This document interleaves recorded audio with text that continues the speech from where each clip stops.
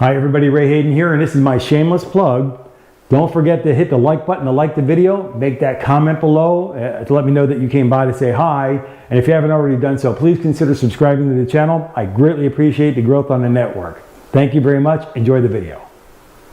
Hi everybody, Ray Hayden here, and this video is going to be about my GoPro 8 tripod setup. Now I want to explain a couple things. First is, why would I take an action cam and put it on a tripod? That makes no sense. But it does, because it has everything that I wanted for a studio camera, but in a very, very small portable package, and that's what I have today. I can shoot 4K video, I can get professional level audio into the GoPro, and I can use additional power sources other than that little tiny battery that's in the unit. I can use external battery sources, battery packs, or I can actually plug it into the wall if I'm in a building. Now on the audio side of things, I want to explain one more thing, in that I am in a bathroom here. There's tile walls, there's glass doors, there's a big mirror, a glass mirror, and this provides for an echoey nightmare, and that's what I want to kind of try out my microphones with this environment.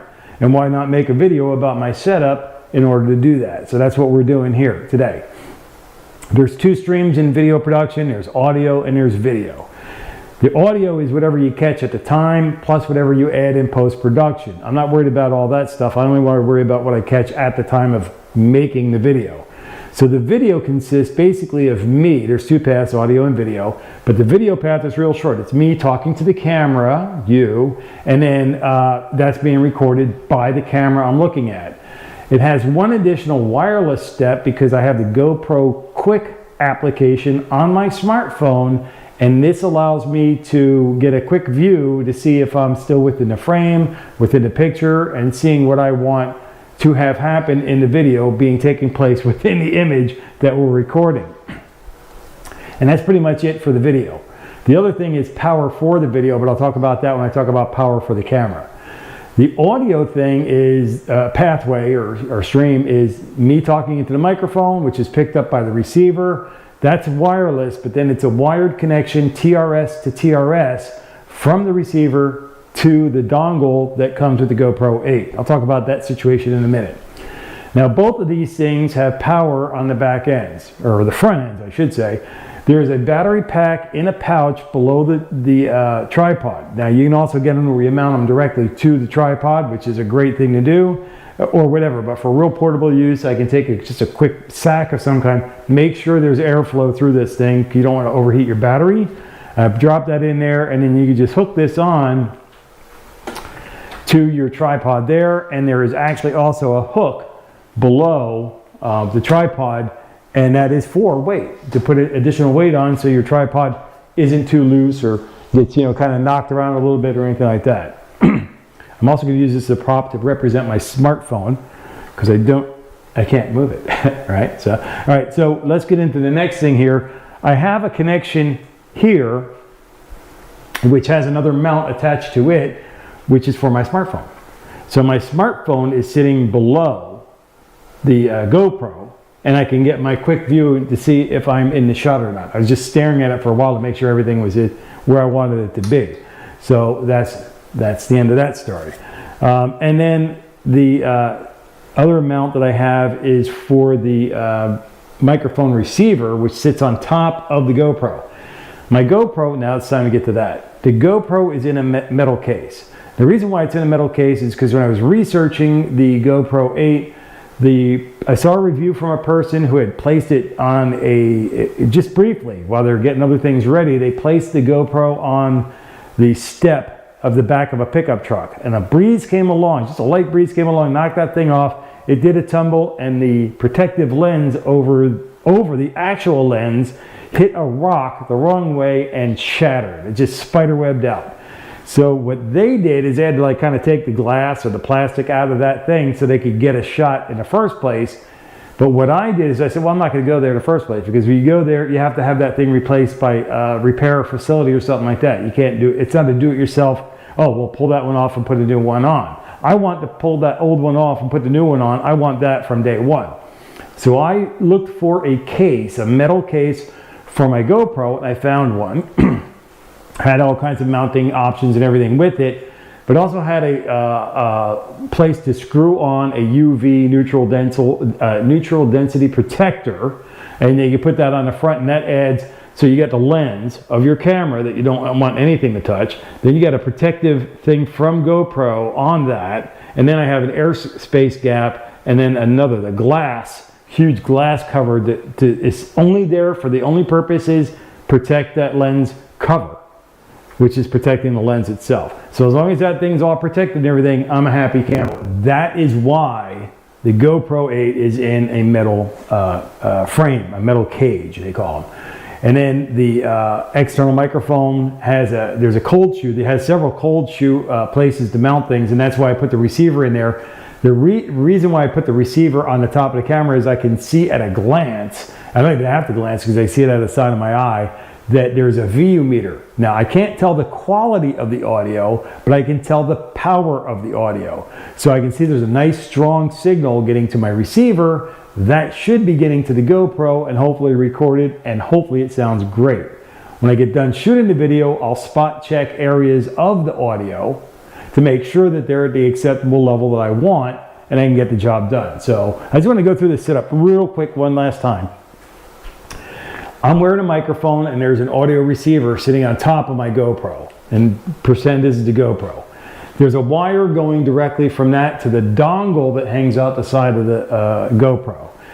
Also hanging out of the dongle is a USB cable going with a battery supply, which is attached down below the camera, okay, and nice and safe and secure.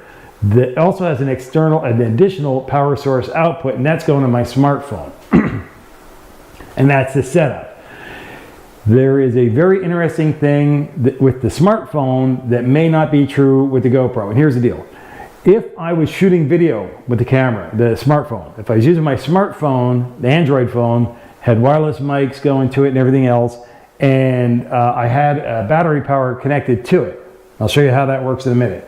But if I had that to it, the smartphone actually would drain the battery pack first. Right? Now the receiver's using the power from the phone, but it also has a USB-C connector spot in it on the side there, right? at the end piece. That's a USB-C connector. So I take the USB from the smartphone and I plug it into this piece here, which plugs into my smartphone, and it will charge my phone all day long. So if I had a video that was going all day long, you figure all my batteries are dead. Well, the battery packs might be a little weaker, but the smartphone's got 100% charge on it because this is the only camera I've ever had that will charge itself up first with external power and then default back to its own internal power to get the job done. And for wireless microphones, these are awesome. Whether it's the old iOS, the new iOS, which is USB-C, or Android, you just plug them in and they receive the power. They're not powered though. Right, so these don't work with the GoPro. So with the GoPro, you need a TRS cable to TRS cable, and they plug in, and then you can get the job done. And I'll show you what that looks like when we use this one to do that. So this is a, let me open the thing. When I open the case, these all power on. So you'll see the VU meter here will be bouncing around, and that's because I'm making noise. So when I make noise, both of the microphones are turned on, right? So this gives me a VU meter, a little different, but kind of the same as the one up there on the microphone that I'm using now, right? So this allows me to see the quantity of the sound, not necessarily the quality. The quality is something you got to double check in post-production. And as long as it's a level, you know, the level volume is level across there within a range, that's perfectly fine. All I have to do is either pump it up or pump it down in post-production to get the job done. But this thing here has this little hole in it.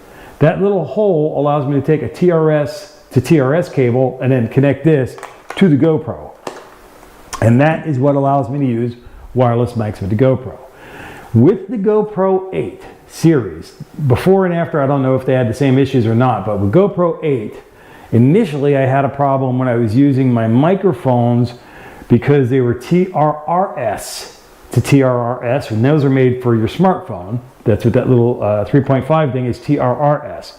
So they have all kinds of different connections on those, by the way. It's not just TRS and TRRS. There's 4 and 5 prongs and all kinds of things going on. But with that particular setup there, I couldn't use it with the GoPro. The GoPro wouldn't send the power out to the microphone. So I have an adapter, and I didn't think this would work, but it actually does. It takes that TRRS and converts it to TRS. The short cable just does that quick conversion, or you can do it with a single piece. It just snaps on the end, and makes a longer connection like that. But that can be plugged in, and I can be wired up the way I normally would like to be anyway, but I can be wired up to the GoPro with that device as well. But the thing is, technology's marched on, and these microphones generally sound better.